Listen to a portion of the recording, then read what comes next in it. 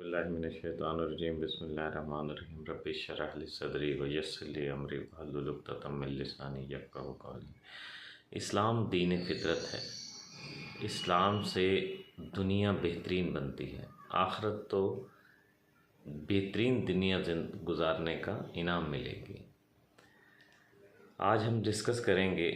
Normally ये कहा जाता है कि दुआ कबूल नहीं, बाज़ लोग कहते हैं दुआ कबूल नहीं होती। दुआ कैसे कबूल होती है? दुआ का तरीका क्या है? दुआ है क्या बेसिकली?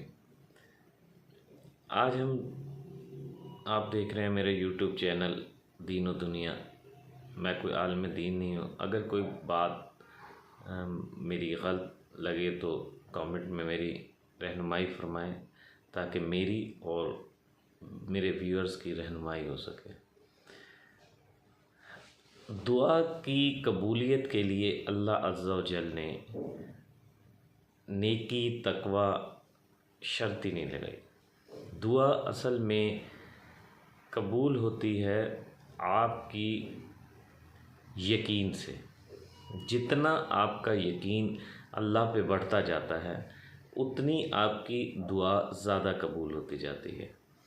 अल्लाह की ज़ात इतनी ताकतवर है, वो मालिकुल मुल्क है।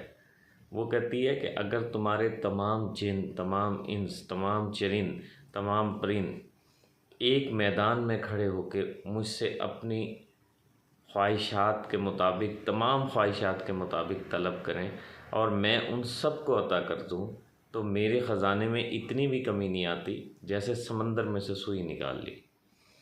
तो अल्लाह अज़्ज़ा व जल कुरान पाक में फरमाते हैं, फ़स्तजीबू दावत दाई फ़ज़ादान। जब कोई पुकारने वाला पुकारता है तो मैं उसकी पुकार का जवाब देता हूँ। यानी अल्लाह की ज़ात से ये एक्सपेक्ट ही नहीं किया जा सकता, ये सोचा ही नहीं जा सकता, ये फ़हम व फ़रासत में ही नहीं लाया जा सकता कि अल्लाह की ज़ात से कुछ मांगा जाए और वो ना अता करे। वो तो वाहिद ज़ात है जो उससे नाराज़ होती है जो उससे ना मांगे। जो उससे जितना मांगता है वो उससे उतना खुश होती है और उसे अता करती है। और इस कदर यानी उसकी लामहदूद दुआओं की कबूलियत का हुक्म है कि अगर जो शख्स दुआ नहीं मांगता उससे अल्लाह ताला नाराज़ होते हैं। जो अल्लाह से नहीं मांगता, जो अल्लाह उससे नाराज़ होते हैं। अब सोचने की बात यह है कि दुआ कैसे कबूल होती है, दुआ का तरीका क्या है। ये चीज़ें अल्लाह अज़्ज़ा व जल ने इसके बहुत आसान तरीका है अल्लाह से मांगने का।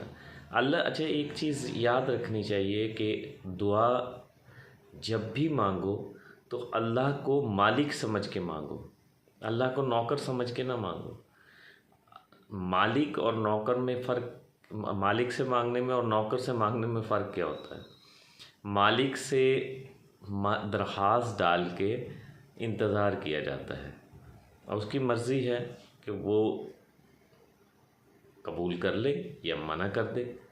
और नौकर से कोई चीज़ मांग के ये गुस्सा आता है, नाराज़गी होती है अगर वो ना करे, क्योंकि उसका फ़र्ज़ भी यही बनता है कि जब मालिक कोई चीज़ करे, जो काम कहे, उसे फ़ौरी तौर पे सरअंजाम दे। नहीं देता, उसमें डिले करता है, तो इसका मतलब है वो अपने फ़र्ज़ मनसबी से किनारे कशी कर रहा है, एराब कर रहा है, एराज़ कर रहा है, हट रहा है, जो उसके लिए एक किस्म का नाजायज़ है, जुर्म है कि मालिक ने कोई चीज़ मांगी। लेकिन जब मालिक से कोई चीज़ मांगी जाती है तो मांग के इंतज़ार किया जाता है। अच्छा, अब वो मालिक ऐसा मालिक है जो कभी किसी मांगने वाले की पुकार को ना करता ही नहीं है। बल्कि होता ये है कि नॉर्मली जब हम कोई चीज़ मांग रहे होते हैं तो वो अल्लाह दुआ उसी वक्त कबूल कर लेता है। और दुआ कबूल करने के बाद इंसान को ये पता नहीं होता कि जो कुछ मैं अपने लिए मांग रहा हूँ वो इस वक्त मेरे लिए बेहतर है या नहीं है। लेकिन अल्लाह तबारक व तआला की ज़ात को तो पता है ना कि वो उसके लिए कौन सी चीज़ बेहतर है और कौन सी चीज़ बेहतर नहीं है। तो बेहतर जिस वक्त इंसान अल्लाह ताला कबूल फौरी कर लेता है, जिस वक्त कबूल कर दुआ मांगने वाला मांगता है उसी वक्त कबूल कर लेता है। लेकिन देता वो उस वक्त है इंसान को जिस वक्त उसके लिए बेहतरी होती है, जो उसके लिए बेहतर वक्त होता है उस वक्त अता करता है। और अल्लाह हदीस नबी करीम सल्लल्लाहु अलैहि वसल्लम है कि रोज़े महशर जब अल्लाह ताला की ज़ात लोगों को एक बहुत बड़े इनाम देगी, लोग पूछेंगे ये तो इस इनाम की तो हमने कोई नेकी या कोई अच्छा काम किया ही नहीं कि या अल्लाह ये इनाम कैसे मिला हमें।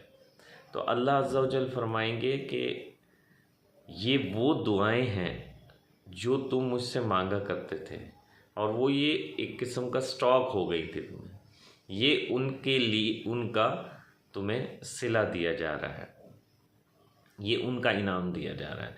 तो उस वक़्त हदीस नबी करीम सल्लल्लाहु अलैहि वसल्लम है कि वो शख्स कहेगा, मलामत करेगा अपने ऊपर कि जो इनाम वहाँ दिया जा रहा होगा उस पर मलामत करेगा कि या अल्लाह काश कोई भी दुनिया में मेरी दुआ कबूल ना हुई होती, जो इनाम ये आज मुझे दिया गया है इसमें कमी ना होती, यानी जो दुआएं दुनिया में कबूल हो गई हैं वो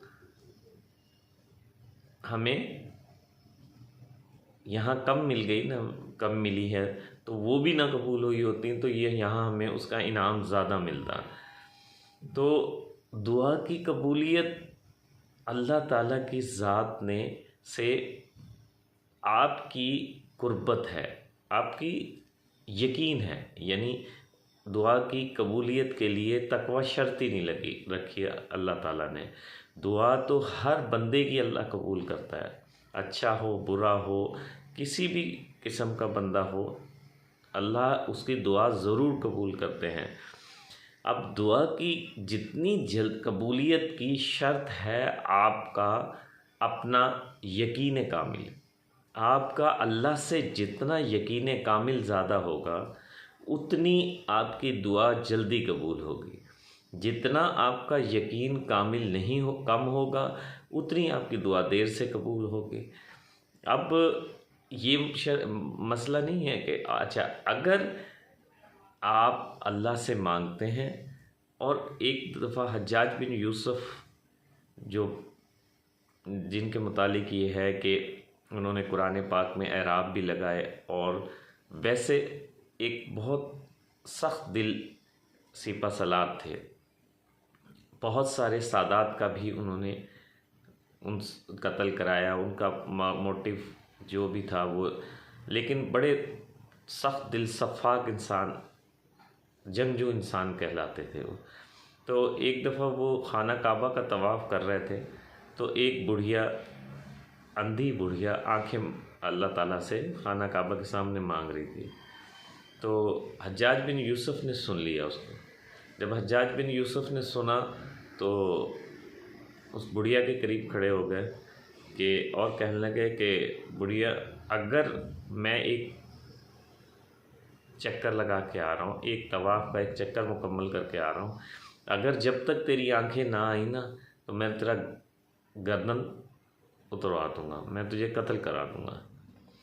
तो अब वो हज्जाज बिन यूसुफ जिस वक़्त दूसरे चक्कर में वापस आया तो उस बुढ़िया की अल्लाह ताला ने आंखें आ चुकी थी,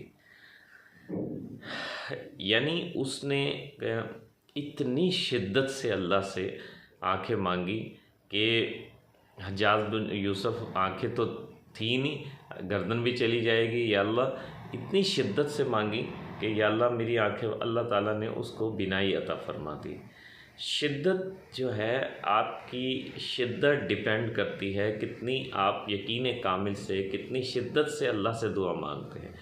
जितने यकीन कामिल और जितनी शिद्दत से आप दुआ मांगते हैं, दुआ उतनी जल्दी कबूल होती है। और अल्लाह के रसूल ने दुआ की कबूलियत के तरीका, अल्लाह के रसूल के दुआ की कबूलियत का तरीका ये था कि आपको जब भी कोई हाजत होती थी 2 रकात नमाज सलातुल हाजात पढ़ा करते थे। और मुख्तलिफ़ सलातुल हाजात के तरीके हैं। बाज़ फ़ुक़हा कराम ने फरमाया है कि 2 रकात नमाज नफिल सलातुल हाजात, पहली आयत में 3 दफ़ा आयतल कुर्सी पढ़ें, दूसरी दफ़ा चारों कुल पढ़ें, फिर अल्लाह से दुआ मांगें। तो एक दफ़ा का वाक़या है कि एक साहबी रज़ी अल्लाह ताला अन्हु को घर में रोटी नहीं थी, तो आपने सलातुल हाजात पढ़ी तो अपने बीवी से आके पूछा कि रोटी आ गई, नहीं आई। फिर पढ़ी, फिर तीसरी दफ़ा एक शख्स दस्तरखान लेके आया और उनके घर दे के चला गया। तो सलातुल हाजात नबी करीम सल्लल्लाहु अलैहि वसल्लम का तरीका था कि वो भी सलातुल हाजात पढ़ा करते थे अल्लाह ताला की ज़ात से के सामने आजिज़ नियाज़ी के लिए, और उनसे तलब किया करते थे। तो हमें भी चाहिए कि इस पे अमल करें और जब कोई ज़रूरत पड़े सलातुल हाजात पढ़ें और अल्लाह से तलब करें। मिलते हैं एक और प्रोग्राम के साथ। अस्सलामु अलैकुम व रहमतुल्लाह।